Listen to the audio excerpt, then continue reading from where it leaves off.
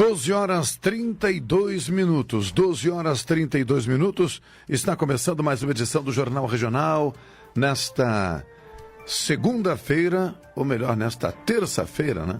Nesta terça-feira, 18 de outubro de 2016. Integrando pela informação 80 municípios, onde a Pelotense com seus 10 kW pode ser ouvida por gaúchos, uruguaios e argentinos, principalmente na região da fronteira, somando mais de 2,5 milhões de pessoas na audiência da 620 AM. Rádio Pelotense, a primeira emissora de rádio do Rio Grande do Sul e a mais antiga em atividade no país, também para o mundo. Acesse www.radiopelotense.com.br. Participe. Envie o seu e-mail com sugestões e críticas para o endereço eletrônico jornalismo@radiopelotense.com.br ou ligue para o telefone 3222-3950. Você também pode enviar mensagens de áudio, vídeo e texto para o WhatsApp Rádio Pelotense. Anote aí, 84311-620. Na operação técnica, Livelton Santos, na produção, Mariana Fetter, na reportagem, Juliano Silva, nos transmissores, Consuelo Carrasco. O Jornal Regional tem o patrocínio de Expresso Embaixador. O futuro é hoje. Sicredi, gente que coopera, cresce. A vida é melhor quando é cooperativa. Unimed Pelotas, o melhor plano de saúde é viver. O segundo melhor é Unimed. A NET é multi e só quem é multi tem NET Virtua, a banda larga mais rápida do Brasil. Acelera sua internet e ainda tem Wi-Fi grátis. Aproveite essa oferta. Assine 15 mega por R$15 mensais no combo multi por 3 meses e leve Wi-Fi de graça. E no intervalo do Jornal Regional é hora de um momento perfeito, é hora de Café 35. A Copa Store 35 na Avenida República do Líbano, 286 em Pelotas. O telefone para contato é o 3028-3535. Doutora Maria Gorete Zago, médica do trabalho, com consultório na Rua Marechal Deodoro, número 800, sala 401. Os telefones para contato são 3225-5554, 3025-2050 e 8114-1000. Progressul, Mirando Novas Soluções, assessoria técnica empresarial especializada nas áreas tributária, contábil e jurídica, na Avenida Dom Joaquim, 1515, edifício Moinho Office, sala 403, telefone para contato 3307-5743. Estamos na terça-feira, 18 de outubro de 2016, em Pelotas. Neste momento, temperatura do ar na marca dos 14,8 graus centígrados, umidade relativa do ar em 95%, pressão atmosférica 1.016 milibares. Neste exato momento, não chove. Vamos às manchetes desta terça-feira, trazidas pela produção. Banco do Brasil e Caixa já têm juros mais altos que os bancos privados. Detran do Rio Grande do Sul oferece curso para pedalar com segurança no trânsito. Ministro da Justiça anuncia lançamento de novo Plano Nacional de Segurança. STJ suspende trâmite de ações sobre competência do DENIT para multas de trânsito. UPAs no Rio Grande do Sul receberão verba federal. O estado gaúcho tem 80 empresas alemãs. Mais de 90% da população brasileira viverá em cidades até 2030. Gilmar Mendes autoriza análise da retirada de documentos da CPI dos Correios. Bancos públicos foram na contramão da concorrência e ajustaram gradualmente o juro cobrado dos clientes nos últimos meses. O movimento foi suficiente para mudar radicalmente o ranking do crédito do Banco Central. Se no passado recente Banco do Brasil e Caixa Econômica Federal operavam os juros mais baixos, agora as duas instituições já cobram algumas das maiores taxas. Entre os 5 grandes, o Banco do Brasil tem o maior juro no financiamento de veículos e a Caixa opera o segundo maior no crédito rotativo do cartão de crédito. Após o estouro da crise em 2008, bancos estatais foram protagonistas quando os ex-presidentes Luiz Inácio Lula da Silva e Dilma Rousseff incentivaram o consumo via queda de juros. O plano, porém, mudou. No ano passado, ainda no governo Dilma, os dois bancos federais começaram a elevar lentamente os juros em relação à subida da taxa Selic e diante da necessidade de melhorar a estrutura de capital. Com a chegada de Michel Temer ao Palácio do Planalto, o movimento ganhou velocidade. Em maio, o PMDBista indicou Paulo Caffarelli para a presidência do Banco do Brasil e Gilberto Ock para a Caixa. Um dos símbolos dessa guinada está no crédito para veículos. No fim de 2015, o Banco do Brasil tinha juro médio de 26,5% ao ano, o menor entre os 5 grandes bancos: Banco do Brasil, Itaú, Bradesco, Caixa e Santander. Com a atual crise no setor automotivo, a demanda despencou e concorrentes reagiram com redução das taxas. Entre as demais linhas acompanhadas pelo Banco Central, o Banco do Brasil é o segundo mais caro no crédito consignado para aposentados. A Caixa é a segunda mais cara no consignado para empregados de empresas privadas e no cheque especial, a opção mais barata deixou de ser do Banco do Brasil e passou a ser do Bradesco.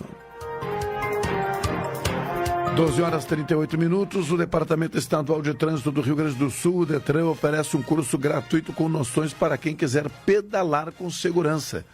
A atividade está prevista para ocorrer nesta quarta-feira, às 19 horas, da 1h30 às 5h30 da tarde, na sala de Autoescola Pública de Trânsito, na Avenida Júlio de Castilhos, lá no centro de Porto Alegre. Para fazer a inscrição é preciso preencher um formulário neste site. As vagas são limitadas.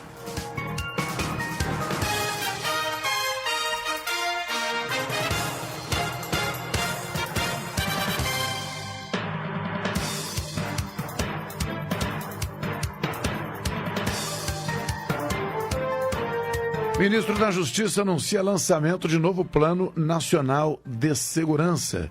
O Ministério da Justiça pretende lançar, nesta quarta-feira, 19 de outubro, um novo Plano Nacional para combater a criminalidade e o alto índice de homicídios no país. A informação foi dada ontem pelo ministro da Justiça, Alexandre de Moraes, no Rio de Janeiro. Após a posse do novo secretário de Segurança do Estado, o delegado da Polícia Federal, Roberto Sá. Até então, subsecretário de Planejamento e Integração Operacional, Sá assume no lugar de José Mariano Beltrame, que pediu demissão há uma semana. O plano está em elaboração em parceria com as Secretarias Estaduais de Segurança Pública e 4 Procuradorias Gerais de Justiça. De acordo com o Moraes, o Plano Nacional de Segurança, coordenado pelo Ministério da Justiça, foi submetido aos secretários nacionais de segurança e vem sendo discutido desde o mês de maio. O programa compreenderá ações para combater homicídios e o que o ministro chamou de criminalidade organizada, incluindo o enfrentamento ao tráfico de drogas e de armas no país. 12h40, 12h40.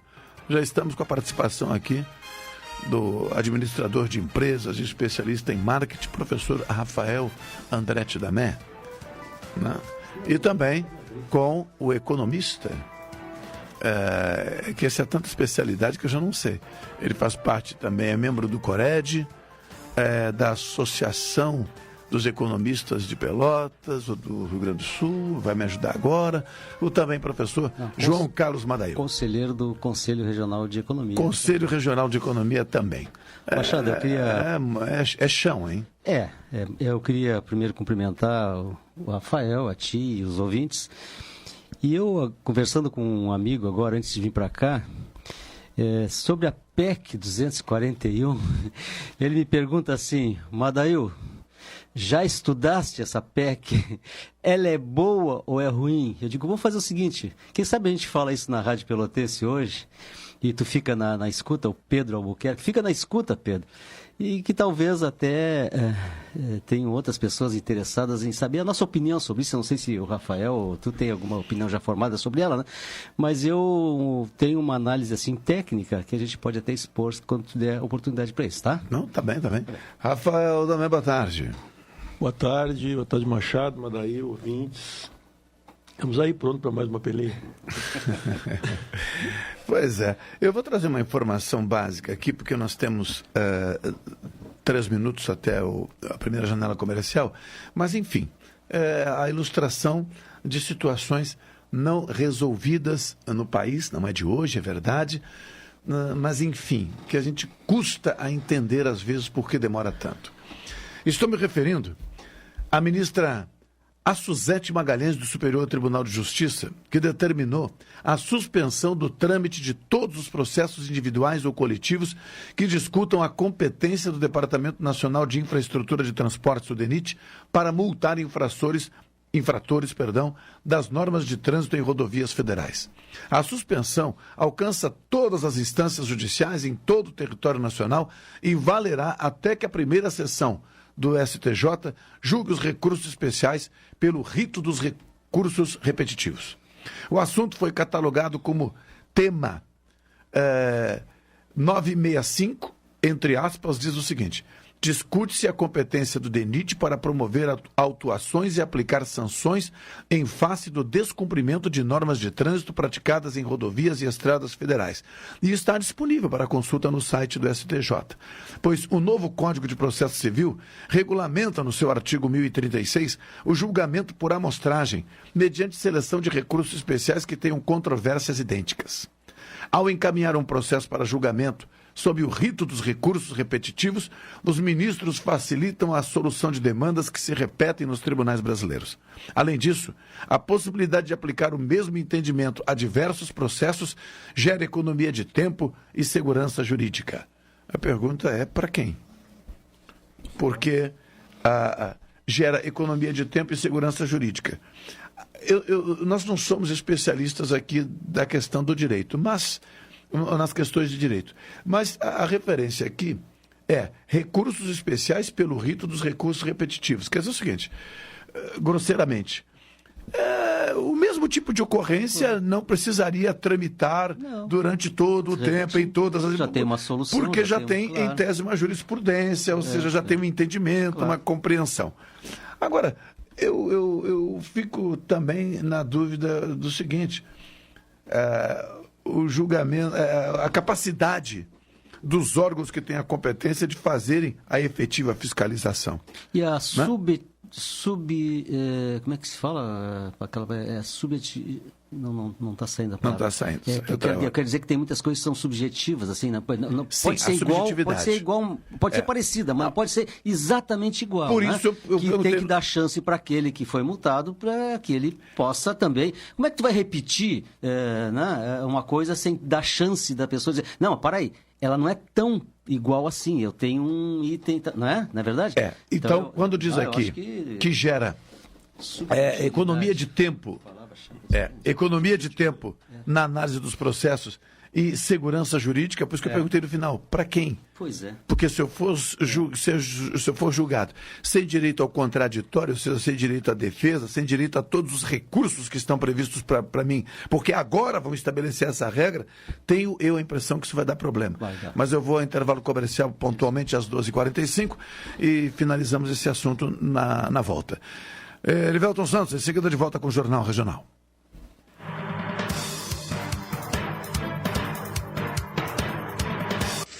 Esta é a ZYK 270, Rádio Pelotense, 620 kHz.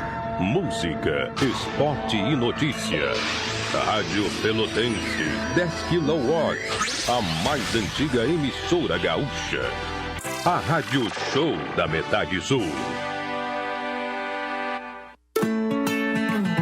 É mais negócio poupar no Sicredi.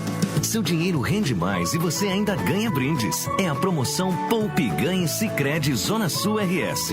Você investe no seu futuro na sua cooperativa e coopera com o crescimento da região. Aproveite, vá até uma unidade de atendimento, fale com o seu gerente e saiba como participar. Sicredi, gente que coopera, cresce.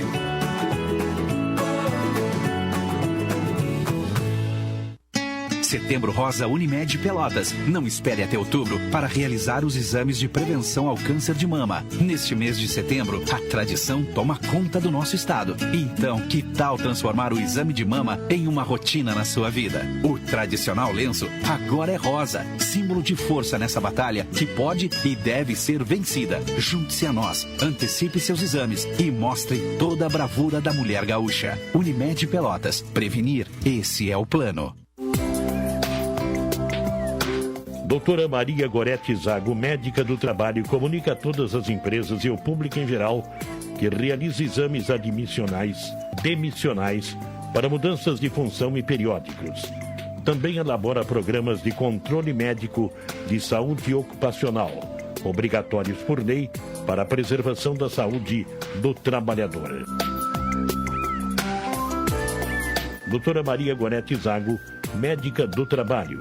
Consultório à Rua Marechal Deodoro, 800, sala 401. Telefones para contato 3025 2050 e 8114 1000. Sua empresa está necessitando de uma assessoria tributária? Está com dificuldades em renegociar as suas dívidas? Pelotas e região contam agora com a Progressul. A Progressul é uma empresa especializada em assessoria tributária, financeira e jurídica que reúne na sua administração profissionais com mais de 30 anos de experiência no mercado empresarial, agregando qualidade e conhecimento nos serviços e nas soluções apresentadas para cada cliente. Progressul, mirando novas soluções. Avenida Dom Joaquim, 1515, Edifício Moinho Office, Sala 403. Fone 3307-5743. Todos pelo Rio Grande. O Rio Grande de Todos se faz com transparência e modernização. Com o novo aplicativo Pilas RS, você vai poder acompanhar pelo celular em tempo real de onde vem e para onde vão os recursos do Estado. É rápido e fácil. A inovação pioneira no Brasil já está disponível para Android e iOS. Acesse e baixe agora o Pilas RS. Governo do Estado, todos pelo Rio Grande. Atenção, educadoras e educadores associados. Ainda em 2015, através da mobilização do CEPERS, conquistamos uma liminar proibindo o Sartori de parcelar nossos salários. Um ano depois, o Tribunal de Justiça confirmou a liminar e os parcelamentos de 2016 comprovam o crime de responsabilidade pública. Chegou a hora de darmos um novo passo. Você é a favor ou contra que o CEPERS entre com a ação pedindo o impeachment de Sartori? Entre no site, vote e participe desta decisão importante para o sindicato. Uma campanha CEPER Sindicato. Rádio Pelotense, a mais antiga emissora gaúcha, transmitindo em 10 kW, cobrindo 80 cidades, onde habitam mais de 2 milhões de pessoas, está apresentando o Jornal Regional, que informa, integra e promove eventos e potencialidades da região sul. 12 horas e 50 minutos, estamos na terça-feira, 18 de outubro de 2016, integrando pela informação 80 municípios, Rádio Pelotense, a rádio que todo mundo ouve aqui no estúdio, os professores Rafael Damé, João Carlos Madail, e para finalizar aqui o tema levantado antes da primeira janela comercial, a questão da celeridade que está sendo buscada, parece, pelo Superior Tribunal de Justiça, no julgamento de ações de competência do DENIT, autuando, né, infratores de trânsito. E essa proposta de celeridade passaria, pelo que entendemos aqui grosseiramente, pela utilização da jurisprudência, ou seja, pelo resultado dado pela sentença dada em outros julgamentos, para julgamentos futuros. Mas aí nós levantamos a questão aqui da segurança jurídica para quem, né? Ainda que o cidadão tenha cometido uma infração que seja enquadrada da mesma forma, né, que a infração cometida por outro foi, ainda assim restará peculiaridades, claro, exatamente, circunstâncias, exatamente, que não vão dar chance para esse segundo se defender, né? Eu acho uma coisa muito injusta, imposta, que não se aceita hoje, né? Ou estaria vindo aí uma reforma no sentido de, olha, seu João Carlos Madail, em princípio, o senhor cruzou o sinal vermelho. Isso. Então, o seu Damé, semana passada, cruzou o sinal vermelho, foi enquadrado aqui neste artigo e foi condenado, enfim, punido da seguinte maneira. Em tese, o senhor vai ser punido da mesma maneira. Assunto encerrado. O senhor tem alguma coisa para dizer? Não. Bom. Então deu. Para aí. Tenho. Mas então, aqui, ó, eu cruzei o sinal.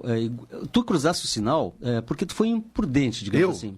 Vou dar um exemplo prático, tá? Não. Aí eu também cruzei. Eu não dirijo, inclusive. Eu também cruzei, só que eu levava uma pessoa doente, cara. Eu precisava correr para salvar essa pessoa e tal. E eu salvei essa pessoa de um AVC ou coisa parecida e tal, né?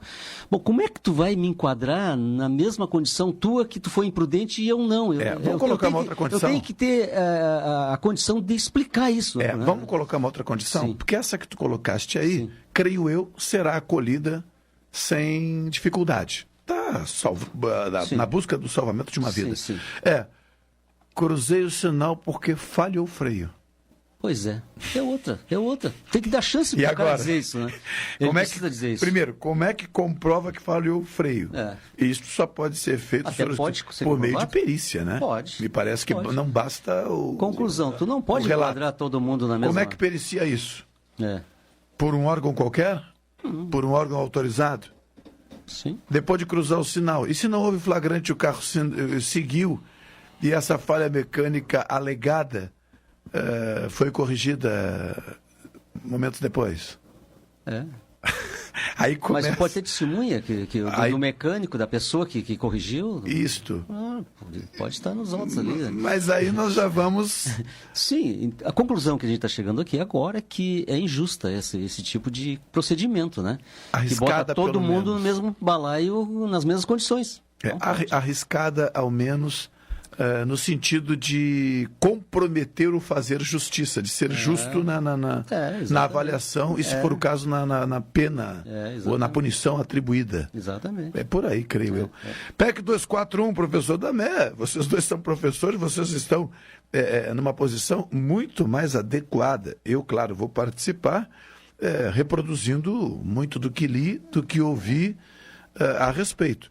Mas vocês são professores. E, grosseiramente, quando se fala, por exemplo, em educação, né, saúde, enfim, o receio dos trabalhadores em educação, saúde e outros setores é de que o tal congelamento, né, de investimentos por 20 anos é uma medida dura, drástica, podendo ser reavaliada, prolongada, que levaria à precarização uma série de estruturas públicas, algumas inclusive não concluídas, que é o caso do IFSUL, que ontem aqui o representante do Sinasef acabou relatando, dizendo o seguinte: olha, nós temos situações que foram criadas do tipo assim, a estrutura começou a ser construída, os professores, foi feito concurso, foram aprovados, foram chamados, foram nomeados, e estamos aguardando agora colocar o restante da estrutura para começar a funcionar. Quer dizer o seguinte, o que nós vamos fazer com isso?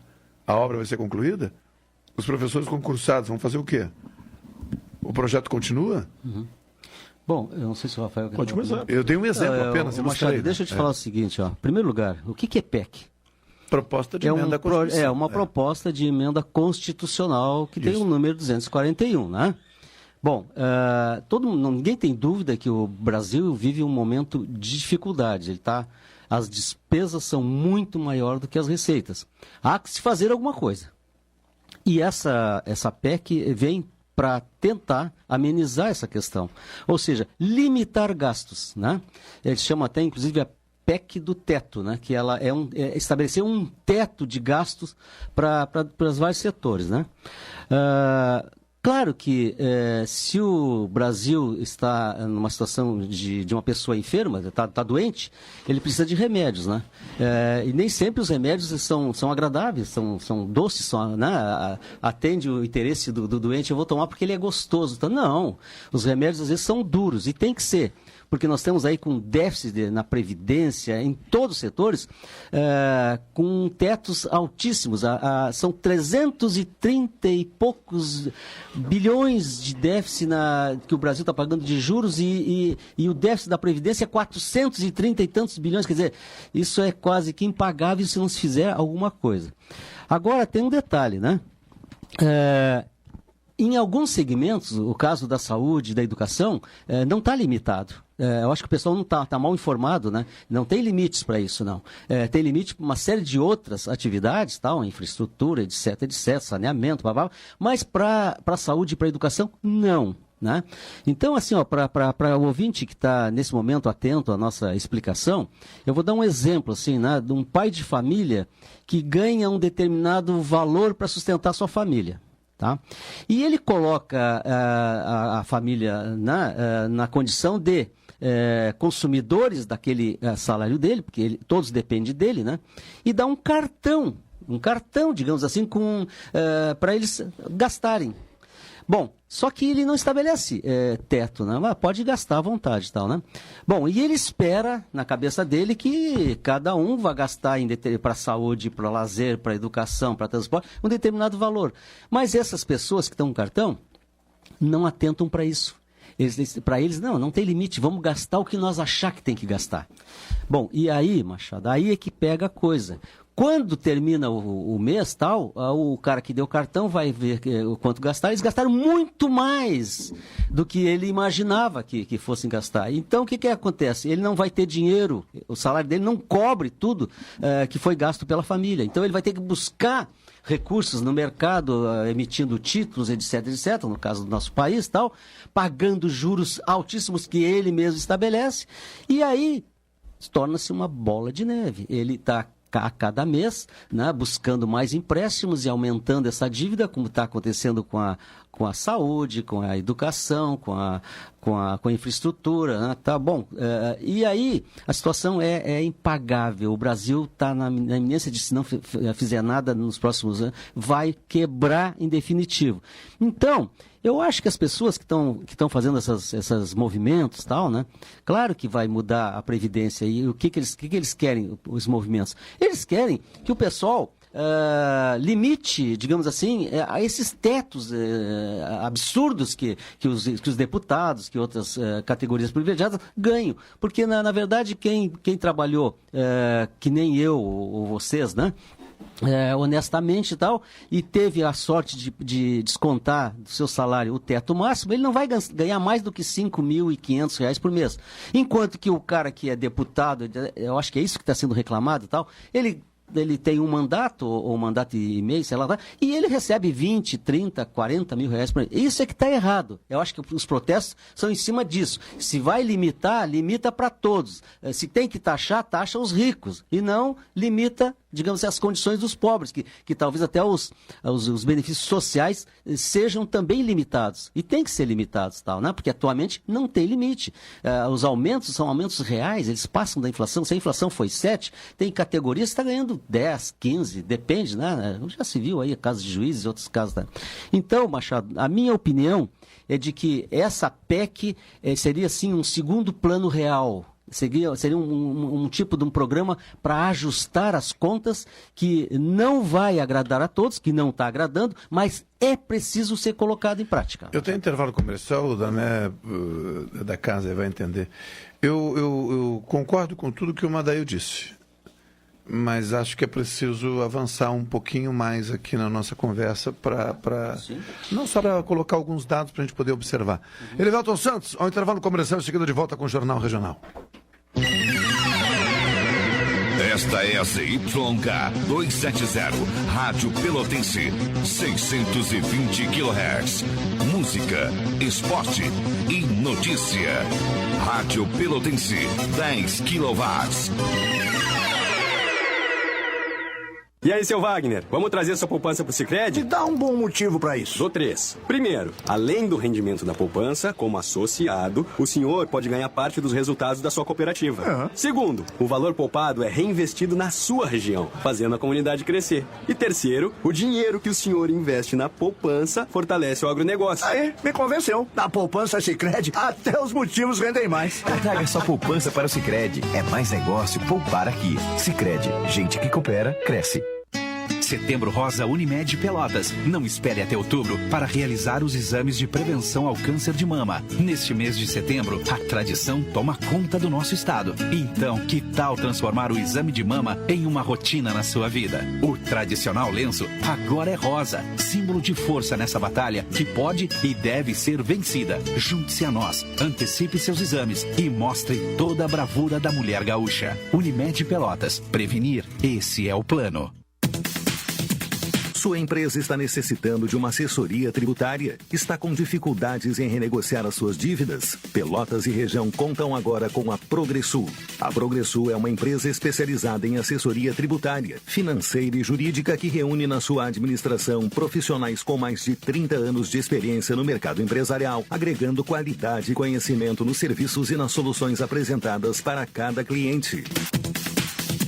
Progressul, mirando novas soluções. Avenida Dom Joaquim, 1515, Edifício Moinho Office, Sala 403. Fone 3307-5743. Reginaldo Bassi Advogados conta com uma equipe especializada em direito tributário e em outras áreas do direito, com escritório em Pelotas, Porto Alegre, Brasília, São Paulo, Rio de Janeiro e Itajaí, além de apoiar programas, projetos e ações culturais e esportivas nas regiões em que atua. Reginaldo Bassi Advogados, Félix da Cunha, 776, Conjunto 502. Rádio Pelotense, a mais antiga emissora gaúcha, transmitindo em 10 kW, cobrindo 80 cidades, onde habitam mais de 2 milhões de pessoas, está apresentando o Jornal Regional, que informa, integra e promove eventos e potencialidades da região sul.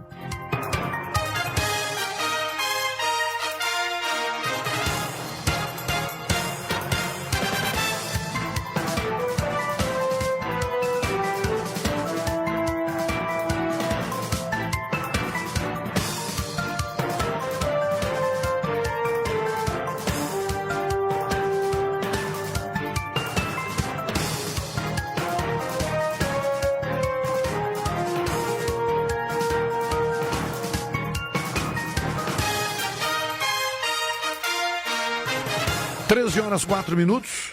Vou dedicar um pouquinho mais de tempo aqui, até a chegada do nosso convidado. Nós temos um convidado hoje, daqui a pouco deve estar por aí.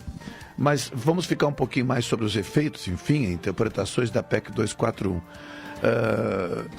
Pelo sinal aí, acho que está chegando o convidado, mas dá tempo da gente tocar esse tema aqui. Atualmente, gente, dados de março de 2016. Salário, por exemplo, de um deputado, né? Salário de um deputado no Brasil. 33 mil e uns quebrados, 700 e pouco. Auxílio moradia, mais 4 mil e pouco. 92 mil para contratar até 25 funcionários. De 30 a 45 mil para gastar com alimentação, aluguel de veículo, escritório, divulgação do mandato, entre outras despesas. 2 salários no primeiro e no último mês da legislatura com ajuda de custo. Ressarcimento de gastos com médicos. Esses são os principais benefícios de um deputado federal brasileiro, que somam R$ 168.600 por mês. Por mês. Juntos, os 513 custam, em média, João Carlos Madail, 86 milhões de reais ao contribuinte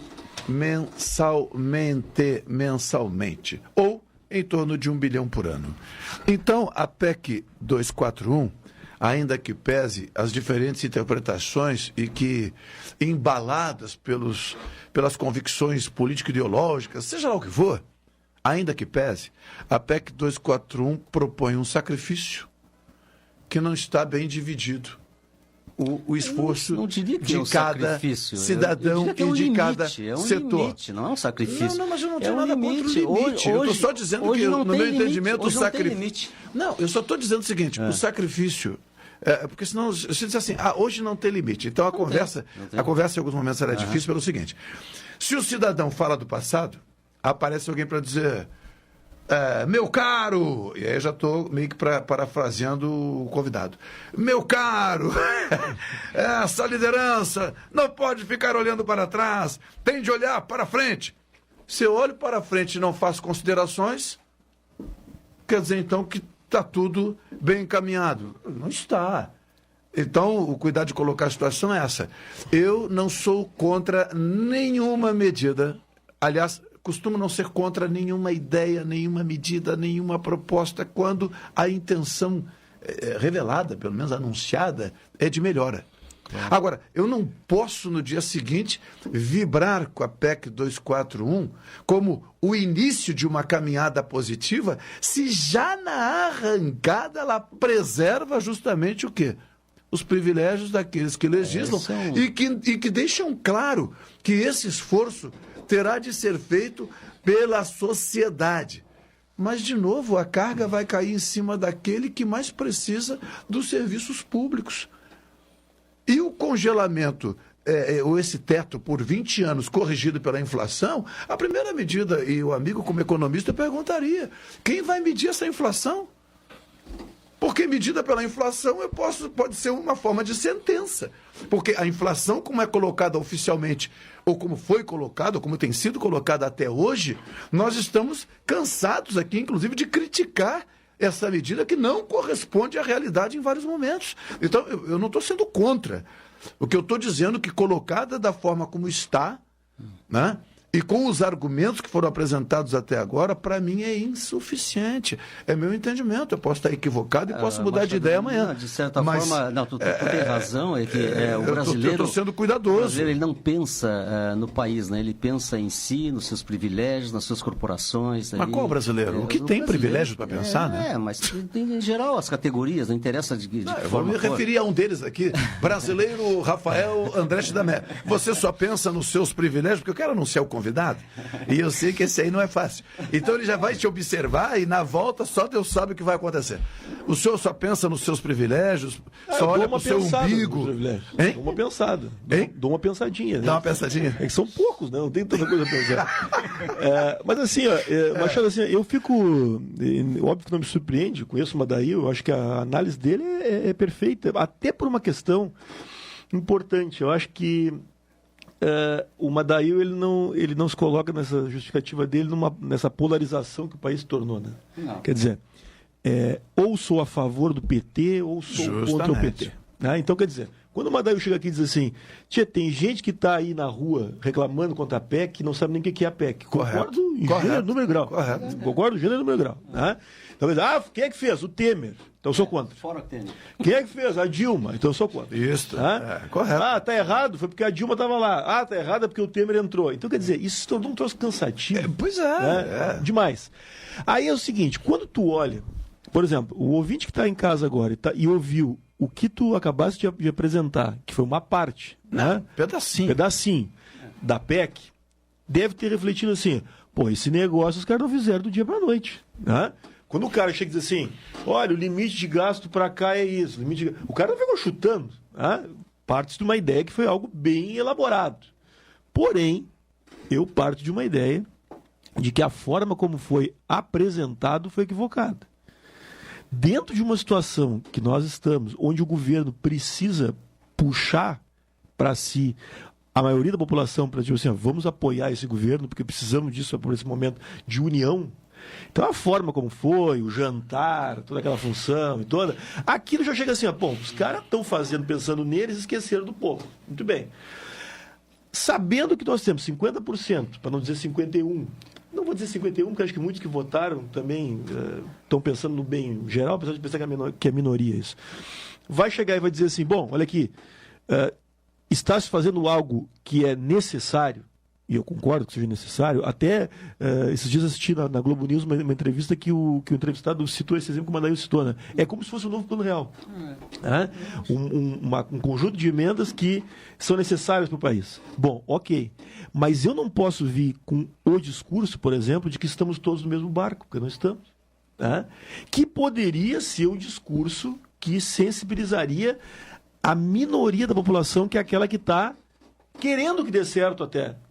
E eu digo aquela que quer que dê certo, não aquela que é contra PT. Até porque eu vou te dizer o seguinte, eu acho que a minoria de todas essas partezinhas aí desse bolo é a que é a favor Temer. Eu acho que tem a favor PT contra PT. A favor Temer, eu acho que tem uma minoria. O Temer faz um esforço na busca de credibilidade nesse momento que é necessário. Não precisa ser especialista para entender que o que ele mais precisa nesse momento de quê? Credibilidade. É preciso construir credibilidade. Mas não era um momento consolidar. Mas não era um momento chave para ele buscar essa união e trazer essa parte da população para o lado dele, apresentando uma proposta que contemplasse uma redução de gastos na saúde, na educação, etc., mas que colocasse estas pessoas que estão em sua volta, inclusive ele, neste barco, digamos assim, para mim seria. Para mim seria também. Que poderia ser algo a curto, a médio prazo que acontecesse, mas que naquele momento ele dissesse, bom, peraí, o cara entrou e o cara está se colocando junto conosco, que é um momento estratégico para que isso aconteça, e é o que a gente está vendo, por exemplo, eu assisto isso bastante no meu dia a dia, lá nas empresas, porque o que acontece agora com essa questão de crise? Hoje o empresário chega e diz assim, reúne o grupo e diz assim, bom, pessoal, seguinte, a coisa está ruim, você sabe, vocês têm salário, vocês têm família, a coisa está ruim. Ou a gente se junta e cria algo novo, um fato novo para esse consumidor, para esse cliente, para essa população, para essa comunidade, ou fazendo o que nós sempre fizemos com a situação que está, a tendência é que a gente feche. Bom, qual é a primeira intenção, então, desse empresário? É descer do banquinho e se juntar com aqueles que fazem a empresa dele funcionar. Na minha opinião, o raciocínio do presidente deveria ser esse. Agora, te pergunto, quantos realmente conhecem a PEC? Quantos realmente conhecem, ao ponto de, pelo menos, saber dessa partezinha que tu acabou de ler aqui? Ao ponto de chegar e dizer assim, bom, olha aqui, foi algo muito bem elaborado, porém, tem uma falha estratégica fundamental. E eu vou dizer com toda tranquilidade, estratégica. Porque não vão querer dizer para mim que vai fazer diferença para o seu Temer e para todos que estão envolvidos nisso, de que não, vamos fazer uma PEC onde também nós nos colocamos junto com isso, porque se não nos colocarmos, vamos passar necessidade. Não é o caso. Eu acho que faltou uma situação estratégica que colocasse o Temer mais próximo da população, fazendo com que ele mostrasse que ele também estava comprometido com o sucesso disso. Tanto que as manifestações dele pós apresentação da PEC foram muito pouco elucidativas, no sentido de conseguir sensibilizar a população para apoiar. Teremos mais tempo. 13 horas, 15 minutos, 1h15 da tarde de terça-feira, 18 de outubro de 2016.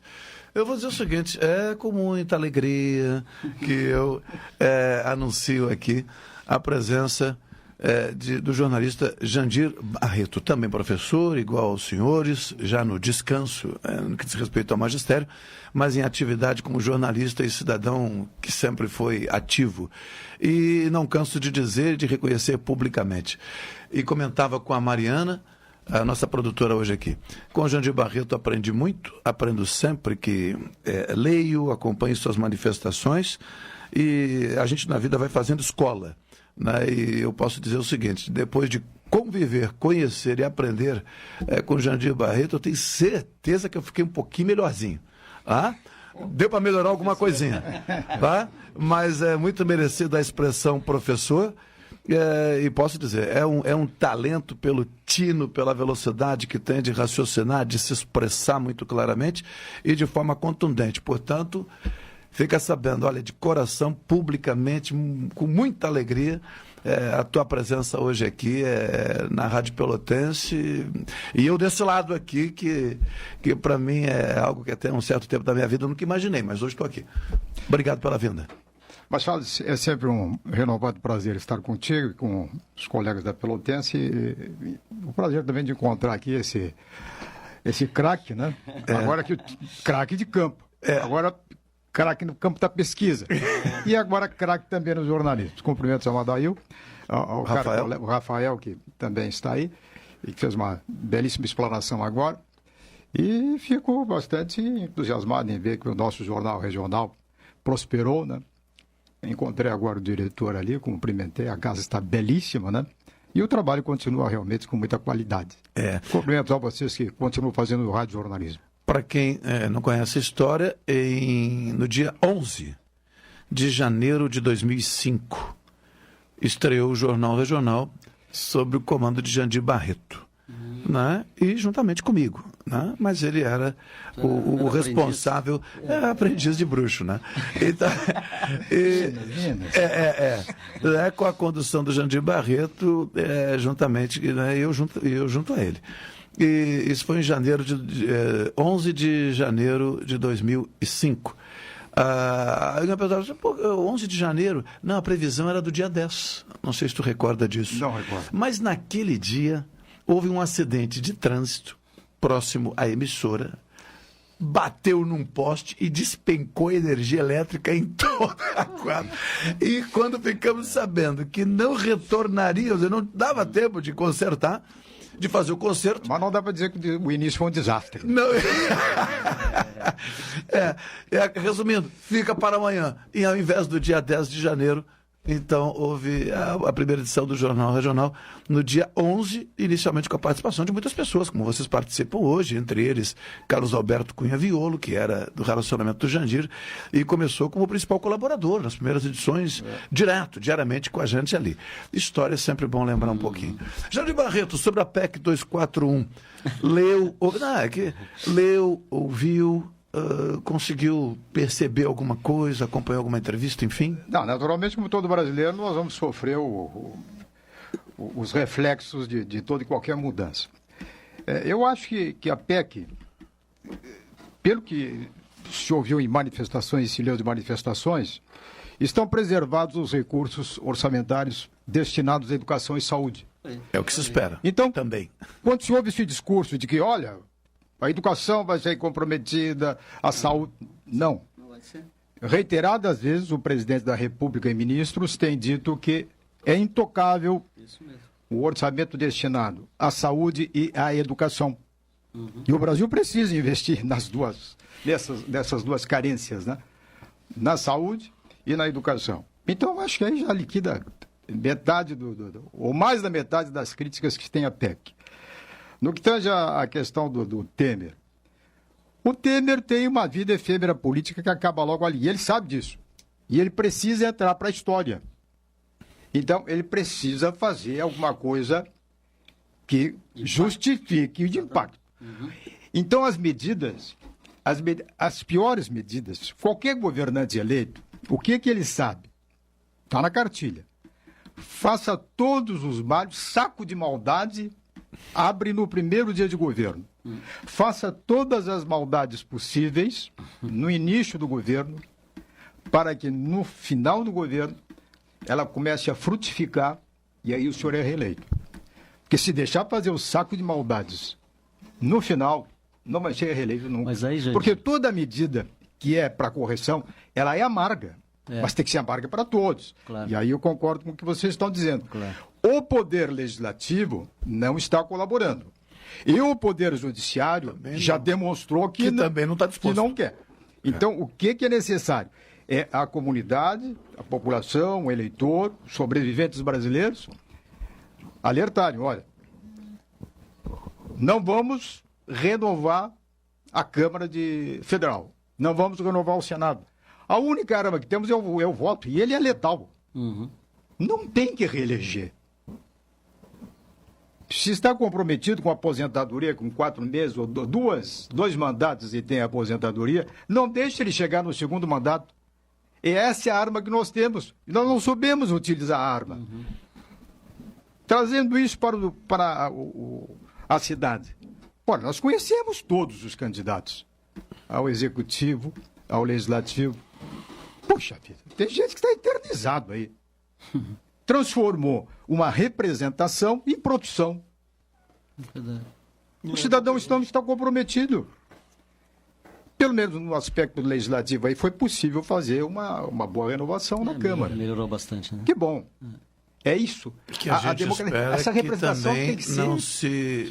não que seja para melhor, porque eu já levantei aqui, Jandir, não sei se tu observaste, mas eu estou dando uma olhada e temos recebido os vereadores eleitos para o primeiro mandato e os reeleitos também, tentando conhecê-los um pouco melhor.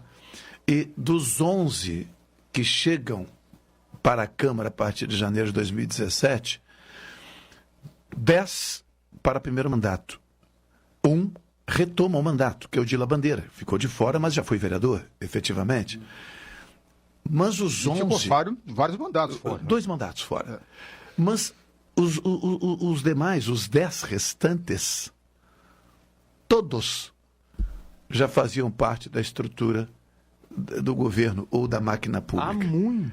Há muito tempo. Então, eis um detalhe que, claro, não estou nem ao caso de fazer pré-julgamento. Vamos aguardar as pessoas tomarem posse e começarem seu trabalho. Agora, é o indicador de que essas candidaturas foram construídas já num ambiente onde, diz Rafael Damer, creio eu, onde se pensou na possibilidade de essas pessoas estando, né, dentro da estrutura pública, podendo se valer dos recursos da máquina, virem a ser candidatos. E foram. Então, todos já estavam na estrutura e vão permanecer. Agora, ao invés de estarem no Executivo, estarão no Legislativo. Agora, dá para fazer um pré-julgamento? Não. Se está na vitrine, é muito difícil conseguir uma eleição. Bom, mas o cidadão candidato pode ter o melhor currículo profissional, como cidadão, se ele não tem um nome na comunidade. Eu fui candidato uma vez. Eu fui candidato duas vezes. Nome na comunidade é uma coisa. Nome na comunidade. Eu era candidato a vereador e o pessoal me perguntava na rua: tu és do sindicato? Não. Tu és despachante? Não. É líder comunitário? Não, já trabalhou em rádio. Isso há quase 30 anos. Já trabalhei. E pelo que eu recordo, os teus programas de rádio não distribuem dentadura, nem cadeira de roda. Não. Tu trabalha com funerária? Não. Consegue aposentadoria no INSS? Não. Então tu não vai ser eleito, cara. Isso foi dito por um promotor de justiça que tinha sido candidato a vereador e não conseguiu 300 votos. Eu também não consegui passar dos 300. Eu perdi para a AID. Agora, merecidamente... Sabe o que eu descobri durante a campanha? Que eu tinha vergonha de pedir voto. Eu só pedia voto para os colegas, para os amigos. E o pior, o meu padrinho de casamento, quando soube que eu era candidato, me encontrou no aquário e disse: eu pensei que tu era honesto. Jorge, que barbaridade que é isso. Não quero que tu te misture com essa gente. Vou votar contra e vou fazer campanha contra. É a mentalidade do eleitor. Só porque eu achei que deveria dar minha contribuição à comunidade, colocando meu nome à disposição. Eu digo, isso é uma obrigação de todo homem. Plantar uma árvore, ter um filho e ser candidato. Essa terceira alternativa, poucos encaram. Eu encarei por duas vezes. Eu não plantei a árvore e não plantei a árvore, mas tive 4 filhos. Então, não porque o negócio é ter um filho e plantar uma árvore, eu compensei. Mas esse eu não plantei a árvore, não escrevi o livro. O Machado, né? Que é um profissional que está na comunicação há anos, tem credibilidade na cidade, por que nunca colocou o seu nome à disposição da comunidade? Mas está com muita vontade de fazer. Não, calma aí, calma. Deveria tê-lo feito. Não, mas eu já fui candidato. Quando os bons já fui não candidato. se apresentam, Jandir Barreto, o espaço é ocupado pelos maus. Não, eu já fui candidato. Já foi? Eu já fui candidato, embora aos 44 do segundo tempo, pelo Partido Liberal, quando foi instalado em Pelotas. O candidato eleito naquele ano foi José Arthur Dávila Dias, Né? Bom vereador. Eu fiquei na segunda suplência da lista do PL. Naquela ocasião fiz 445 votos, quando um vereador porque no alcançava... no último minuto, não teve tempo de fazer campanha? Não, último minuto, porque o meu pai, eu tinha um problema de saúde na família e aí acabei vindo a ser candidato e durante a campanha o meu pai faleceu e, enfim... Foi uma campanha... Tu era presidente do Chove ainda, não. Ficaí, Não, naquela época não existia agora uma... Ele tem um curral. Ele era interventor. Tem um curral agora. Ele era interventor. Não, naquela época eu não atuava na comunicação, nem no sindicato, nem nada. Comunidade. Não. Esse cidadão que trabalha numa associação de bairro, no sindicato, ele tem visibilidade, ele tem contato com a comunidade. Esse é o candidato. Se o cidadão consegue um trabalho dentro da prefeitura, que lhe proporciona contato com a comunidade, de serviço de prestação de serviços, não é? Uma atividade, ele tem chance de ser eleito. Tanto é que eu estou relatando aqui Acontece, o eleitor não vota no desconhecido. Quem é o cidadão? É ou não é? Olha, eu voto naquele porque aquele cara é vereador, eu não sei quanto. Eu sei que ele não é presidente. Mas, ô Jandir, ainda que seja aí aparece um cidadão que tem um bom currículo, mas eu não conheço. Mas, ô Jandir, ainda que seja a cultura... Né? E sendo assim, somos todos nós, a gente não está falando de A nem de B, né? Somos todos nós. Ainda assim, eu entendo que isso precisa continuar sendo revisto por nós que temos a oportunidade de falar. Porque esse não deveria ser o critério fundamental, esse não deveria ser o elemento fundamental para uma candidatura. Quer dizer, se tu não estás numa posição dessa... Mas, Machado, eu lembro do meu pai, né? Meu pai nunca foi candidato, mas ele era cabo eleitoral de muita gente, e um cara que era íntimo amigo dele, vocês conhecem, é uma figura aí da cidade marcante, o Mansur Macluf. Sim. Então meu pai era cabo eleitoral do Mansur Macluf, né? Que bom cabo eleitoral, ele durante décadas. Foi mesmo. Mas aí, em determinado momento, meu pai, eu escutava quando eles visitavam muito a minha casa lá e tal, e meu pai repreendendo o Mansur, não, Maria, eu tenho que dizer isso no meu discurso. Eu disse, não, Mansur. Meu pai dizia para ele, tu tens que ter 2 discursos. Um para ganhar a eleição e outro para colocar em prática. O que tu está dizendo, esse não é para ganhar a eleição, esse é para colocar em prática. Tu tens que... Mas como é que eu... Não, mas tu tem que dizer, tu tem que prometer, mas não posso... Mas já tu tem sabemos quem é o responsável. Bom, mas a realidade sabemos é essa. Quem é o responsável. Não é a realidade, não é essa? Tu tem que ter 2 discursos também. Olha, que tal pai, né? Ô, Madail, ouvindo o Jandir Barreto, eu vou... reeditar a minha candidatura em 2020 e tu serás meu cabo eleitoral. Espero que tenha aprendido alguma coisa com o teu pai. Eu vou ao intervalo comercial, na volta o Jandir Barreto nos ajuda a falar um pouco sobre o Laranjal e suas demandas. Lembrando que essa é a primeira participação do Jandir com esse tema, viu? Com calma. Ele não vai falar do Laranjal inteiro agora, né? Mas vamos começar a partir de hoje, né? Trazendo, recolocando na pauta uma aqui. Série, então. É uma série, começa hoje. 13h28, vamos ao intervalo comercial, em seguida de volta com o Jornal Regional. Esta é a ZYK 270, Rádio Pelotense, 620 kHz. Música, esporte e notícia.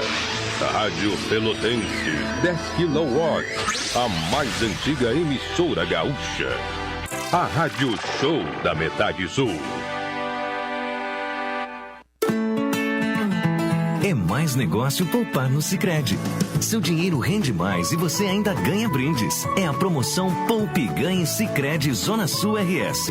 Você investe no seu futuro na sua cooperativa e coopera com o crescimento da região. Aproveite, vá até uma unidade de atendimento, fale com o seu gerente e saiba como participar. Sicredi, gente que coopera cresce.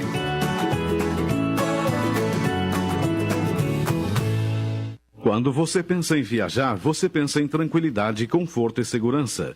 A Expresso Embaixador também pensa nisso, porque levar pessoas até o seu destino numa viagem tranquila, confortável e segura é a nossa missão. Expresso Embaixador, o futuro é hoje. Você sabe o que é curtir gigante é curtir muito, pra caramba, é acessar tudo e navegar rapidão com a banda larga mais rápida do Brasil. Wi-Fi dentro e até fora de casa. É ter Now, com milhares de filmes, séries e shows para assistir onde e quando quiser. Inclusive agora, quer dizer, tem que assinar antes, né? Assine 30 mega por R$30 por 3 meses no Combo Multi. Ligue 21 23 46 18. A NET é completa para você curtir gigante. Consulte condições de aquisição.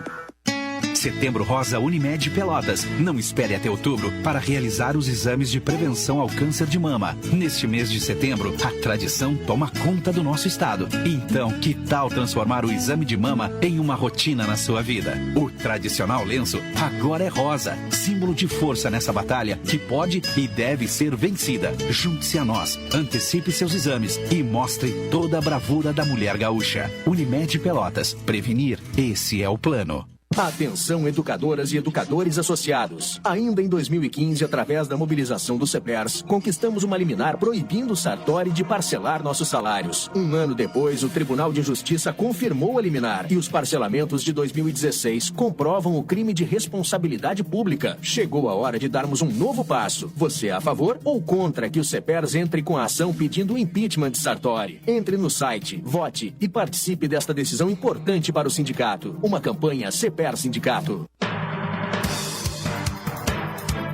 Rádio Pelotense, a mais antiga emissora gaúcha, transmitindo em 10 kW, cobrindo 80 cidades, onde habitam mais de 2 milhões de pessoas, está apresentando o Jornal Regional, que informa, integra e promove eventos e potencialidades da região sul.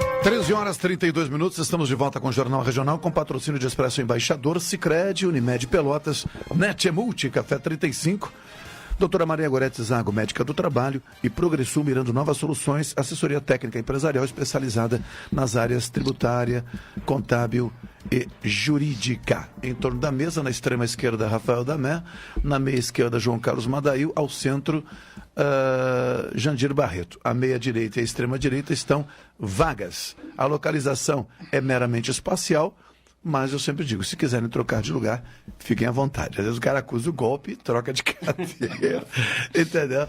Mas aí é de cada um. Eu não sou de direito, eu sou direito. Direito.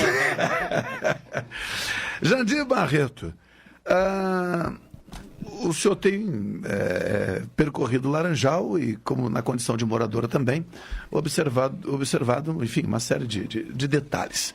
Fale um pouquinho aí, primeiramente, sobre o seguinte, na sua visão, qual é a possibilidade de o Laranjal vir a ser aquela área que, creio eu, moradores e muitas pessoas, muitos de nós desejam, no sentido de ter a estrutura necessária, seja para o período de veraneio, seja para o período fora de veraneio, enfim.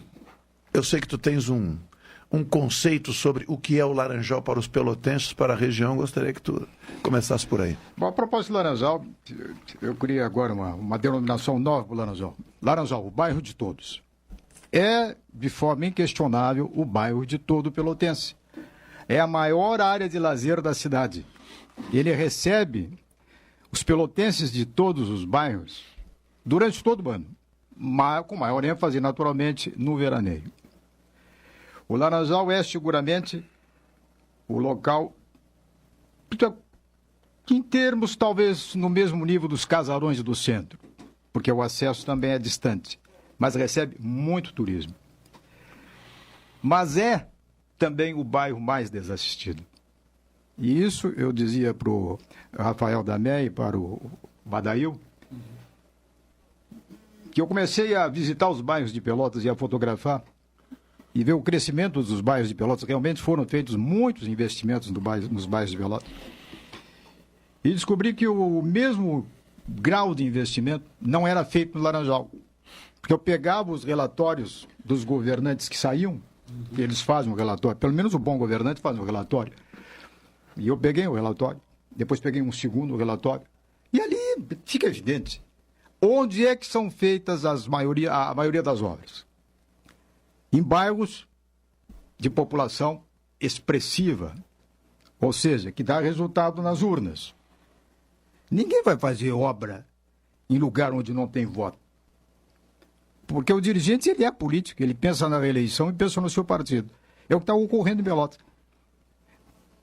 Pega o orçamento da prefeitura, em termos de obras, o que foi gasto, vai ver que é em local, em bairro super povoado. Ô, Jandir, e lá no Laranjal eles cobram o IPTU igual como se fosse na zona urbana, né? Como se fosse uma zona super valorizada. E foi super valorizada. Nós enfrentamos uma enchente, nesse mês está fazendo um ano, e logo depois veio os índices de IPTU, e a comunidade, com toda a razão, se manifestou contrária, indignada, porque o Laranjal é quase que praticamente uma área de risco.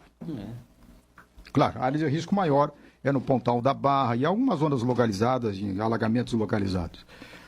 Os recursos não é deste governo, do governo anterior, mas todos eles destinados ao Laranjal são muito poucos. Eles não perceberam ainda que Laranjal é um investimento fazer obra no Laranjal, porque não vai beneficiar apenas o morador, vai beneficiar todos os pelotenses e vai ser uma área de captação de recursos, porque isso é turismo. É a maior área de lazer de Pelotas e pode atrair turismo. São Lourenço, aqui, com uma praia muito menor que a nossa, já dá exemplo disso. Nós aqui não conseguimos copiar nem isso. Mas deixa eu fui aqui ao São Lourenço, todas as ruas pavimentadas. É menor, está mais próximo do centro comercial, está. Mas não quer dizer que não se possa fazer. Permita-me uma provocação, então. Jandir Barreto é um cidadão crítico. Quem o conhece sabe. Que bom. Atualmente é morador de uma área de bastante população.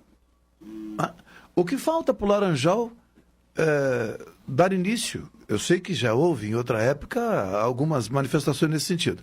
Mas, a partir do relato, das suas constatações, da organização desse material, desse conteúdo, dessa pesquisa, o que está faltando, então, para startar, para dar início aí a uma mobilização que leve ao Executivo Municipal essa percepção no sentido de, olha, a população lá não é apenas numerosa, como é uma população, eu diria, razoavelmente bem situada socioeconomicamente. Então, mas essa camada que tu está fazendo referência aí não é a que mora o ano inteiro lá, né? Mas a população do Laranjal, de qual é o número, Jandir Barreto? Não, os que moram todo ano. Não, mas qual Há controvérsias. Ou temos 10, temos 15, e tem a população do veraneio. Agora, o número de moradores está talvez em torno de 15 mil. 15 mil para quem busca também o voto? Para 15 mil para quem busca também o voto? Por favor, estou indo na linha de raciocínio do Jandir Barreto, o senhor que é marqueteiro. Mas há muito tempo a gente não vê um candidato a vereador tendo Laranjal como plataforma. Aquele gordo, como é que Acabamos de eleger o segundo vereador mais votado em Pelotas. Daniel é morador no... Não, Daniel não. Daniel foi o primeiro. Segunda. Viana? Ela é... Cristina Oliveira. Cristina Oliveira. Isso mesmo. O Daniel fez 6 mil, a Cristina fez 4 mil. Mas com uma bandeira da questão dos animais. Dos animais. Não da praia. Que dá muito voto. Sim, dá muito voto. Vereador da praia. Boião. O tenente Bruno também é morador do Laranjal e fez 2 mil e... Sim, mas nenhum deles colocou a praia como bandeira. Nenhum deles colocou a bandeira. Não, o Rafael Amaral também é morador, mas pegar a bandeira mesmo aí... Justamente, nenhum pegou a bandeira. Agora, é um bairro, sou presidente da associação comunitária, é muito difícil mobilizar a comunidade. É muito difícil. Então, talvez um dos motivos seja isso. O que mais ou menos mobilizou a comunidade foi aquele movimento em busca da emancipação. Agora... Que deu uma acalmada. Porque é um bairro, é difícil aquilo ali. Em termos legais, aquilo ali é muito difícil. Mas é válido porque demonstra o quê? A insatisfação da população. Quer dizer, é uma forma de mostrar aos governantes de plantão de que a comunidade não está satisfeita. A Associação Comunitária do Laranjal, Asclar, em colaboração com o Jornal do Laranjal, promoveu uma pesquisa. Aliás, o Google fornece isso. Excelente. Você não pode votar 2 vezes. E o que nós fizemos? Colocamos cada pessoa poderia, morador, porque como o Laranjal é o bairro de todos, podia votar o morador, podia votar o veranista, que é proprietário, e todo o pelotense, porque afinal de contas ele desfruta do Laranjal e ratifico o que disse, né? Ele também vai ser beneficiado com toda e qualquer obra realizada no Laranjal. Eles poderiam votar em 4 pontos. E aí fizemos um levantamento lá com 31 problemas do Laranjal. As principais questões de um bairro, que não é só do Laranjal. Questão de água, esgoto, saúde, limpeza, de coleta de lixo, os problemas de enchente, guarda municipal, polícia comunitária, lixo, patrulhamento, pavimento, trapiche, Secretaria Especial do Laranjal, que foi uma proposta que eu fiz, que era uma forma também de dinamizar o trabalho da prefeitura. Pois bem, resultado da pesquisa, 200 pessoas votaram. Para ser mais preciso, 199. 57,8% questão da água, 57,8% esgoto, que é o que me traz aqui hoje. Terceiro lugar, 56,3% saúde, depois 49,7% obras contra enchentes, depois limpeza e coleta de lixo, 73% a questão da segurança, guarda municipal e polícia comunitária. E aí vai embora. O Jornal Regional, no seu tempo tinha um tempo, né? Naquela época havia um tempo maior. Hoje nós vamos até às 14 horas, portanto, para não perder a ocasião, obviamente, esgoto. Qual é a situação da rede, do serviço colocado lá até aqui? Bom, quando se fala em esgoto, se fala em saúde, e saúde pública, e se fala em balneabilidade. O Laranjal há muito tempo que não oferece boas condições de balneabilidade, ou traduzindo, não dá para entrar na lagoa para tomar banho. Então o cidadão sai do fragata, vai ao Laranjal para tomar um banho, e aí ele é a placa, impróprio para o banho. Mas em toda a orla? Mas dificilmente consegue um trecho próprio para o banho. Varia com a corrente, o vento, mas resumindo, não dá. Não é aconselhável. Não é aconselhável. Então, investimento feito em esgoto é investimento que vai refletir na saúde pública, vai refletir na balneabilidade da lagoa. Vai ir mais gente, pode se promover o turismo. E a lagoa está lá, é uma lagoa, como eu digo, contemplativa. O cidadão sai do fragata, sai das 3 ventas da colônia, chega lá, vai passear no calçadão e bater fotografia da lagoa. Nós não precisamos ter um manancial de água daqueles maravilhosos para ficar contemplando. Tem que entrar na água. Pois bem, o esgoto, a obra deveria estar concluída em 2011. Faltam ainda uns 30% da obra. Boa parte do Laranjal já tem a rede. Faltam ainda, parece que 2 ou 3 estações de recalque. Quando as empresas fugaram, porque isso é um golpe que as empreiteiras dão em todo o Brasil, elas oferecem um preço X para ganhar a licitação, depois de um certo tempo, pedem aditamento ao contrato. Se o governante se recusa a pagar, eles fugam do local e logo depois se habilitam a outras obras públicas. E aí entra a questão política. Por que essa empresa que abandonou uma obra pública está habilitada a participar de uma outra licitação pública? Deveria haver uma licitação, uma legislação proibindo que ela fizesse isso. Isso foi no governo do Adolfo Fetter. As 2 empresas abandonaram a obra. Quando assumiu o governo de Eduardo Leite, ele fez 3 publicações digitais. Todos eles deram deserto. Ou seja, não apareceu ninguém interessado. Não apareceu ninguém. Mais recentemente, a Prefeitura de Pelotas anunciou que ela arcaria com os custos da conclusão da obra. Mas com todo esse problema que está enfrentando o país e que se reflete em Pelotas, dificilmente vai conseguir. Tomara que consiga. E tem também um outro aspecto interessante, que numa região do Laranjal já temos o esgoto. Mais de 1.000 imóveis já têm condições de fazer a ligação à rede de esgoto, o que melhora, naturalmente, que é próximo à orla da lagoa, contribui. Afinal de contas, há décadas que o pelotense reclama pela rede de esgoto, que é um problema não só do Laranjal, de toda Pelotas e de todo o Brasil. Pois, para surpresa nossa, boa parte dos moradores não fizeram a ligação. O serviço foi feito, dinheiro público foi investido. Quando digo dinheiro público, não é o dinheiro da prefeitura, é o meu dinheiro, é o seu dinheiro, é o nosso dinheiro. As pessoas desprezam a rede de esgoto e não ligam. Existe, inclusive, um caso lá que é hilário. O cidadão vendeu a casa, mas disse que não faria ligação. E vendeu a casa. Assim não. Agora... Sanitário no Laranjal. Sanitário no Laranjal. Olha, todos vocês devem conhecer o Rio de Janeiro e boa parte das praias brasileiras. Na orla, tem sanitários. Tem postos, os postos, né? Sanitário ligado à rede de esgoto. Claro. O que no governo... São subterrâneos. Liga ali, não tem problema nenhum. O Laranjal não pode, né? O Laranjal pode. A privada pode. Porque aqueles trailers que tinham lá, é verdade. Aqueles trailers, a maioria deles, tinha o tal de sanitário na areia, onde brincavam as crianças. Estavam lá, ainda hoje tem os resquícios daquilo. Tinham lá as fossas. Podia. A privada pública não podia. No governo do Fetter, ele tentou, chegou a iniciar a obra de um sanitário ligado à rede de esgoto. Sabe quem é que fez o abaixo-assinado e fez a denúncia ao Ministério Público Federal, que acatou? Pior não é isso, acatou.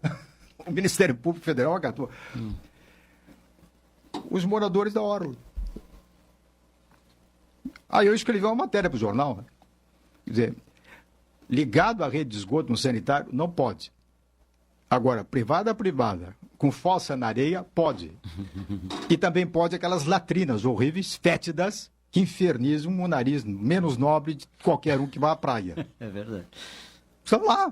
As latrinas estão lá até hoje. Aí não tem nenhum abaixo-assinado. O Pelotense, às vezes, tem umas iniciativas mais infelizes, né? Aí o promotor o Ministério Público Federal, que interditou a obra, porque aquilo é área federal, né? Área de marinho, esqueceu, talvez, que ali no Pontal da Barra, um cidadão ocupou o canal do São Gonçalo, fez um restaurante lá dentro, embarque, uma zorra total lá. E boa parte dos jornalistas de Pelotas iam lá fazer o lanche lá e elogiavam o estabelecimento. Aí eu escrevi uma outra matéria.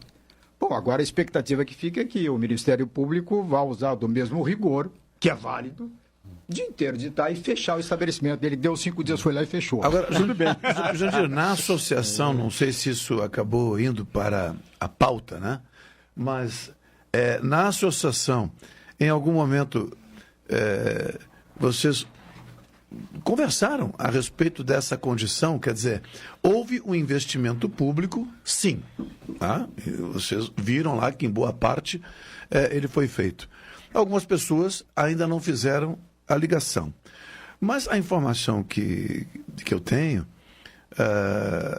é de que a prefeitura poderia, né, processar a cobrança pelo serviço de esgoto. Passou na frente, cobra, né? Ainda que, né, não houvesse a ligação.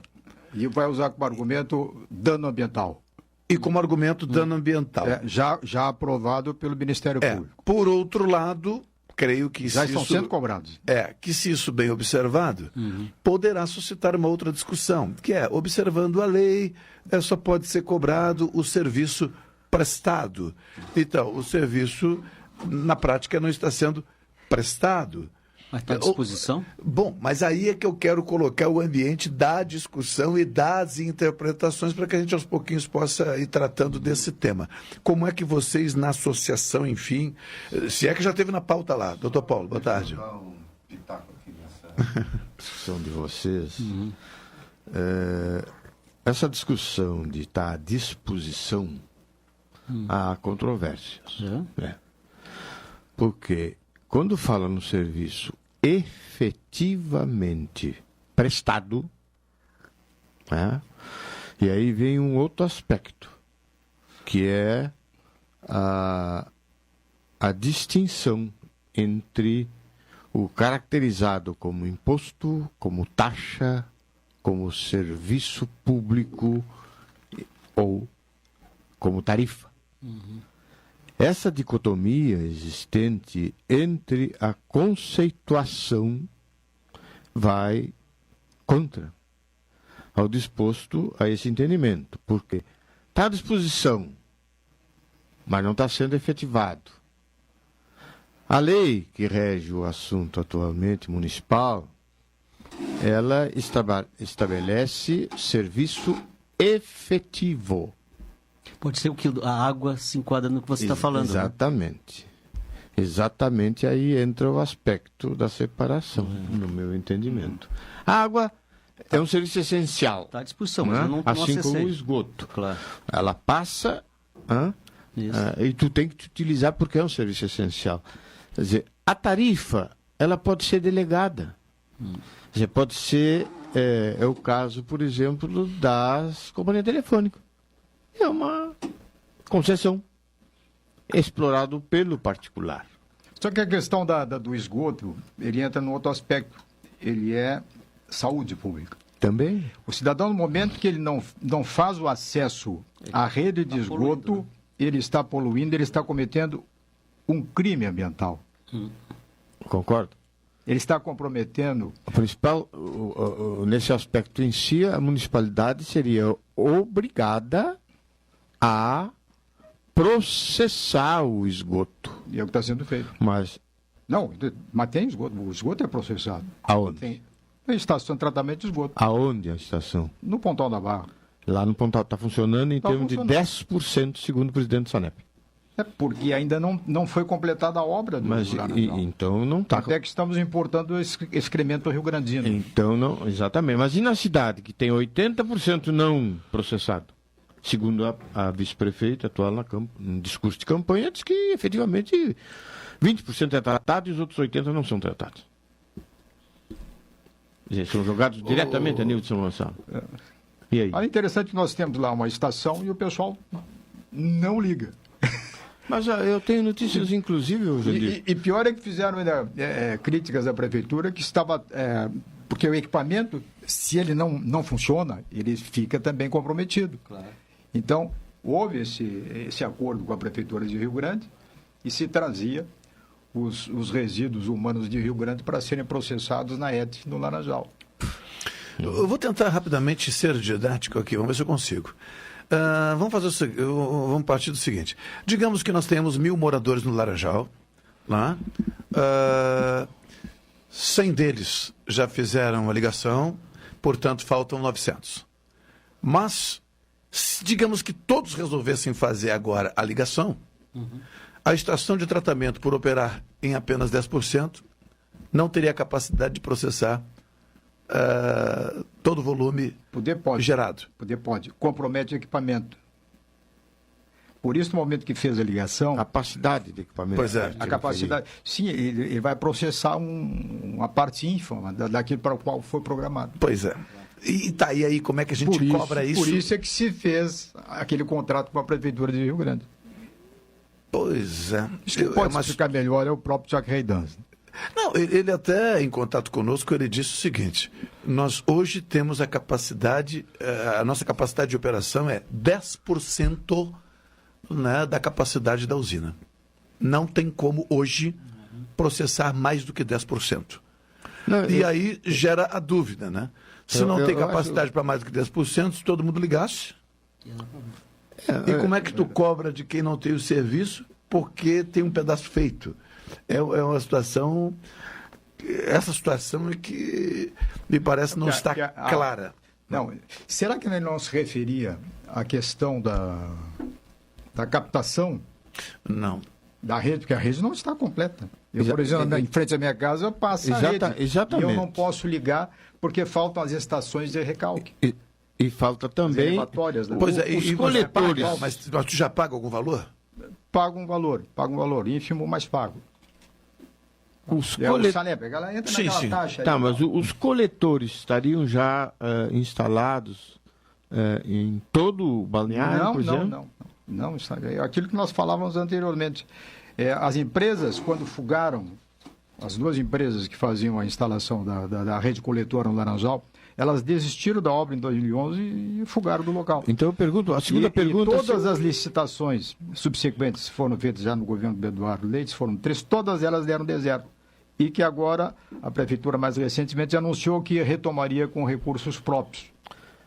A segunda pergunta, então, seria o seguinte: a rede mestra, se não estão todos em todo o balneário instalados coletores, que significaria afastamento dos dejetos das residências em si, uma rede mestra já estaria pronta, intercalando esses coletores já instalados à usina de processamento, ou, porque a pergunta é por que diferiria o percentual. Quer dizer, coletores cobram, na própria lei diz, o coletor é uma taxa de 60%, o tratamento coletado e processado 80%. E colocado pelo SANEP em vala comum, né, 30%, no mínimo 30%, e se não está nem colocado em galerias ou valetas, e que não impliquem trabalho do SANEP, como desobstrução ou coisa parecida, não pode cobrar nada. É o que está na lei. Ela pode cobrar uma prática crime ambiental. E aí, não, tudo bem. Mas tudo bem, não. O detalhe é entender o seguinte: a questão é os se valores. ela não passa ainda para mim, eu estou cometendo algum tipo de infração, eu posso ser enquadrado? Nesse caso, não. Aí ele tem que ter uma fossa, entendeu? Tem que ter uma fossa. É o que havia hoje. Não pode jogar na valeta. Sim. Não pode jogar na valeta. Ele tem que ter uma fossa. E a fossa tem que ser dentro do seu terreno, não pode colocar na calçada. Também temos uns casos lá que o cidadão botou na calçada. Não pode. Como não pode também interditar calçada. Calçada administrado pelo proprietário do imóvel, mas é um passeio público. Mas a questão da isonomia aí, Jandir. Eu vou bancar o advogado do diabo aqui. A questão da isonomia em si, considerando que parte teria acesso... já nem vou falar em processamento. Nem vou falar em processamento. Vou falar em termo de tratamento. Tem acesso. Tá. 800 fizeram a ligação, 200 não fizeram a ligação. Tudo bem. Considerando esse aspecto em si, né, a isonomia de tratamento entre um e outro consumidor, vamos dizer. Quem tem, e era o caso anterior, vamos dizer, a instalação desses coletores, processava como fossa negra, como tu diz. Né? Essa fossa dentro do seu terreno, e ele era o responsável pela limpeza dela. Né? É o caso, vamos dizer, que se considerar que ela esteja processando 10%, 90% ainda está sob a sua responsabilidade, tratando dos dejetos. Correto? Então, como cobrar dessa pessoa que não instalou ainda a rede se não está utilizando o serviço? Bom, caímos de novo naquilo que foi dito, né? Se o serviço público foi disponibilizado e o cidadão contribuinte eleitor não usa... Sim, mas tu me disseste há pouco que a rede não está pronta. Não. Na sua totalidade. Então há um tratamento. Em algumas regiões, para ser mais preciso, entre a José Maria da Fontoura e a Rio Grande do Sul, naquelas artérias mais próximas à orla da praia, ali nós já temos o esgoto. Já temos a estação. Mas não estou nem ligando. Já há pedido. Não. Eu tenho a maioria, mas eu tenho conhecimento de gente que pediu o SANEP para ligar. E o SANEP disse que já está saturado ali o coletor. É outro problema, então. Mas, na realidade, só aquela região é que Se tem ainda condições de se está processado, não pode estar saturado. Embora em algumas já tenha rede, mas faltam as tais de estações de recarga. É que eu tenho a questão toda de interpretação. Nós falamos daquela questão do DENIT lá no início, né? E aqui me parece fica muito parecido. Até hoje, o Rafael Damé tem na casa dele a tal da Fossa Negra, no terreno dele, ele processa, ele limpa, ele é o responsável, assunto encerrado. O Madail também tem a Fossa Negra, só que agora passa na frente da casa dele a rede. Se ele não ligar, corre o risco de ser enquadrado como dano. Crime ambiental. Né? Agora, o Damé e o Madail, ambos, se decidissem não ligar, continuariam sendo os responsáveis pelo processamento e pela limpeza. Quer dizer, estariam cometendo crime ambiental? Não, até hoje não cometeram. Né? E essa ligação, ela está obrigada em que momento e de que maneira? São questões jurídicas. Mas por que se faz rede de esgoto? Por que se faz? Olha, por que se faz? Porque é preciso seguir algumas orientações no sentido de tratar... Sim, de tratar, né? E dar uma destinação que seja... Eu acho que é saúde pública. Saúde pública. Saúde pública. Saúde pública, claro. Mas vem cá, se o cidadão continua cultivando a sua fossa, ele pode continuar curtindo a sua fossa, o Poço Negro. Mas ele está comprometendo a saúde pública, não só dos seus familiares, mas todo o lençol freático adjacente. A questão... Mas isso é uma questão... Eu não quero levantar a questão da consciência, porque a questão da consciência é muito relativa. Eu quero levantar a questão legal, ou seja, em que momento se pode obrigar, né? No momento em que aí ele é disponibilizado o serviço. Não, aí é o entendimento de livrar, vamos dizer, a responsabilidade da administração pública, que não oferta o serviço em si, mas está a caminho e já está cobrando de quem ela disponibiliza. Mas e a isonomia onde está? Se a meta é geral, o serviço tem que estar geral. A cobrança seria feita depois do sistema todo funcionando. Integrado, claro. Integral funcionando. Mas só que eu não sei como é que é a cobrança, porque... Não, e além disso, ainda tem um outro problema, que a própria lei que estabeleceu essa 6 mil e pouco, ela está 30%, 60% e 80% do valor. E tem um outro aspecto, Jandir, interessante. Fez esse dado de que quem hoje ligou paga 100 e quem hoje ainda 80. não ligou paga 20? Não, está na lei. As faixas são 30, 60 e 80%. 30, 60 e 90. Olha, 30, 60 e 80. E 80. Sim, está na lei. Já ligou. Porque até para o ouvinte... Até para o ouvinte... Mas a diferença entre a coletagem, o processamento e a nem coletagem está ocorrendo. Está faltando um dado aqui, está faltando um dado só para ligar. A gente acabou conversando aqui. Não, mas um básico aqui. É que a cobrança do esgoto está baseada no teu consumo de água. Então, olha a confusão. Na casa vou usar de novo aqui, na casa do Damé, vamos supor, o Damé consumiu X de água e no caso dele, digamos que ele fez a ligação e tal. Então, ele é um cara que consome água e tem o esgoto tratado no sistema organizado pela prefeitura. Ele vai para a faixa do 80%. A cadeia está completa. O Madail tem também, entrou a água, mas está lá criado, o sistema está colocado, mas não está ligado. Tu está no 60%. O Jandir Barreto ainda está sem a ligação. Paga 30% igual, ainda que não tenha o serviço prestado. Não, se não tiver o serviço central lançado a céu aberto, drenagem, fluxo de drenagem, pode te cobrar os 30. Pode cobrar se não os 30, houver nada, não pode cobrar nada, está na lei. E o que chama a atenção, apenas para colocar em termos de dados para um raciocínio, é que reza da lei que no caso da captação de água da chuva, através de uma cisterna, coisa parecida, a lei exige que tu instale um medidor para estabelecer o teu consumo de água para poder cobrar o esgoto. Para efeito de cobrança do esgoto. Quer dizer, a água não vai te cobrar porque não é ela que está fornecendo, embora a rede passe ali. A lei diz isso. A lei municipal. Mas ele lá quer que tu estabeleça um hidrômetro para efeito de cobrar o esgoto. Embora a água fique de fora porque tu não usa a água dele. Então não estaria contrário ao princípio. Conversa aqui, porque agora na próxima etapa a gente tem que trazer o quê? Nós temos que trazer aqui a voracidade a explicação do Sanep, por meio do seu presidente e tal, que já nos concedeu uma primeira entrevista, mas nós não havíamos ainda observado esse detalhe. Então, agora... Mas esse projeto esteve anos na prefeitura, na Câmara. Pois é, nós temos a cópia, até podemos te ceder uma cópia agora, tu que é estudioso também do tema. O que nós estamos querendo, na verdade, é colaborar com esse raciocínio para saber o seguinte: como é que fica isso na prática? Porque cada pessoa pode interpretar de um jeito. Claro. Um pode chegar lá e dizer o seguinte: olha, eu não vou ligar porque até hoje quem cuidou do meu esgoto fui eu. Claro, estou concordando com o Jandir que precisamos avançar, obviamente.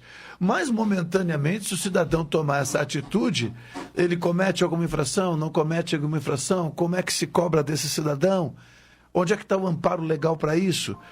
A prefeitura fez algum trabalho, se é que precisa fazer, de esclarecimento desses moradores, de chamá-los para dizer, ou até na associação, a senhora reúne pessoal aqui, vamos esclarecer, gente. A situação é essa. Ficamos na dúvida. Na dúvida, a melhor coisa que tem é levantar a questão. Só para encerrar, já está encerrando. Claro. Eu fiquei entusiasmado com esse programa porque eu sou um fã do Laranjal, né? Eu como grande parte dos pelotenses, eu já tive casa lá, mas não justificável ter uma casa lá e uma aqui no centro, né? Eu achei melhor. Sim, além do sítio, além do... Claro, mas tendo o Jandir Barreto, né? Um cara, um batalhador, uma voz conhecida em Pelotas, formador de opinião, crítico, mas no bom sentido sempre, eu fico entusiasmado, cara. Eu estou vendo assim uma perspectiva boa para o Laranjal na tua liderança lá, Jandir. Eu acho que muito bom. Já avançou muito o Laranjal, né? Completaram aquela pavimentação que faltava, melhorou o calçadão. O Laranjal hoje, quando vem um parente meu de São Paulo, tal, a primeira coisa que eu faço, eu boto no carro e vou lhe mostrar o Laranjal, eles ficam encantados com o Laranjal. Só não empurra o cara na lagoa, né? Imagina se assim como tá ótimo. Sempre transita leste-oeste. Não leve os seus convidados no sentido norte-sul ou sul-norte. Pois é, eu vou ter que levar uma bússola, então. A lagoa está a leste. Logo, o lado contrário é o norte. Claro. E a entrada para o Laranjal. Nós temos 3 vias lá pavimentadas. A Rio Grande do Sul, José Maria da Fontoura e a Amazonas. Isso. E temos mais um outro que é algumas quadras. É Arthur Augusto Assunção. É do ônibus, né? É o que dá acesso à praia. A gente costuma dizer por onde passa a procissão.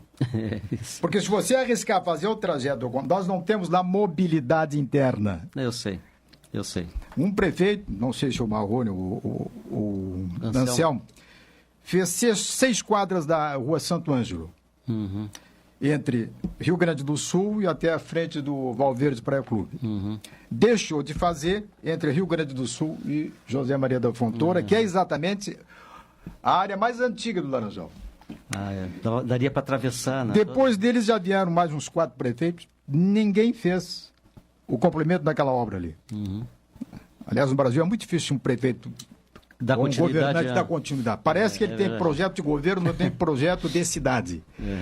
Está faltando ali 5 quadras só para ligar José Maria da Fontoura a Santo Ângelo, ligar Rio Grande do Sul e José Maria da Fontoura, com o que se teria a primeira via de mobilidade interna do Laranjal e para onde poderia ir o itinerário do ônibus, e deverá ir o itinerário do ônibus. Porque quem mora naquela região, e são milhares de pessoas, elas estão distantes do embarque e desembarque.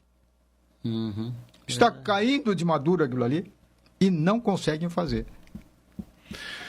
Foi apenas o primeiro, já deu para ver que tem pano para manga. Vamos buscar essa informação, vamos buscar esse esclarecimento, né? Que a ideia aqui é prestar. Mas me permite reprisar, reiterar. Investimento feito no Laranjal, ele não beneficia apenas o morador do Laranjal. Ele beneficia, sobretudo, todo o pelotense, morador em qualquer região, e sobretudo, ele alavanca o turismo. Então, fiquem atentos aí, os governantes. O pessoal que mora em Arroio do Paz, mora em Morredondo, isso tudo são usuários do Laranjal. O pessoal de Rio Grande, às vezes, dá uma passadinha aqui, claro, vai tomar banho no cassino. Inveja, porque esse tema que ele está tratando aqui, se for tratar lá no cassino, é pior ainda. O cassino tem esgoto a céu aberto lá. Nós, paparias, nos resolvemos. Estou fora há muito tempo, mas a turma continua trabalhando lá. Santa Catarina, 14 e 10. Santa Catarina. Jandir, muito obrigado. Foi o primeiro da da série. série. O Laranjal. O Laranjal. Né? O Laranjal, como é que é o slogan? O slogan. Para todos, o bairro de todos. O bairro, Laranjal, o bairro de todos. Rafael Damel, o senhor que é marqueteiro, acha que cola para a próxima... É bom. 2020 elege um vereador lá, não? Mas eu cumprimento. É o Se bairro o Madail for o cabo eleitoral. O cabo eleitoral. Não, mas nós queremos a experiência do teu pai, que é claro que tu absorveste. Claro. 40 anos. Agora é bom também fazer a menção. É o bairro de todos, mas mais desassistido. Otávio Soares no comando da Super Tarde. Retornaremos amanhã com mais uma edição do Jornal Regional aqui na Pelotense, a rádio que todo mundo ouve. Tchau, boa tarde.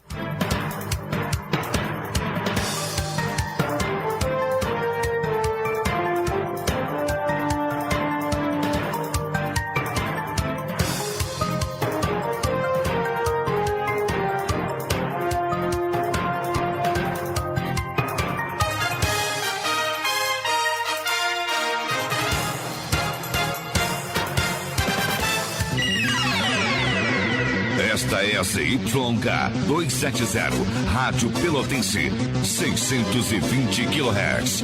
Música, esporte e notícia. Rádio Pelotense, 10 kW.